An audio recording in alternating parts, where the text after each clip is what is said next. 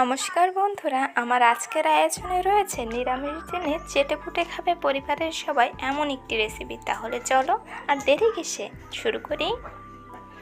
এখানে আমি কুমড়ো, পটল, আলু আর মিষ্টি আলু কেটে নিয়েছি আর ঝাল নিয়েছি। এই রান্নাটায় ঝাল একটু বেশি দিবেন। দিয়ে দিচ্ছি জিরে ফোড়ন, শুকনো লঙ্কা, তেজপাতা ফোড়ন, দিয়ে দিচ্ছি পটল দিয়ে কিছুক্ষণ ভেজে নেব। পটলটা ভাজি ভাজি হলে এতে সবজির স্বাদটা বেশ ভালো হবে।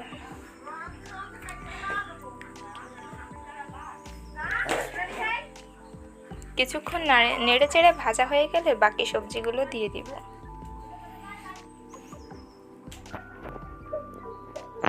দিয়ে দিব স্বাদ মতো হলুদ, স্বাদ মতো লবণ, দিয়ে আবারও কিছুক্ষণ নেড়ে চেড়ে ভেজে নিয়ে দিয়ে দেব পরিমাণ মতো জল।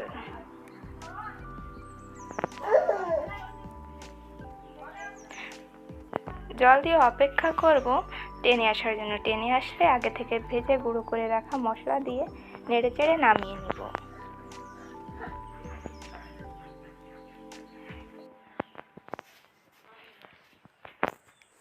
দেখুন কতটা লোভনীয় আর কতটা আকর্ষণীয় হয়েছে।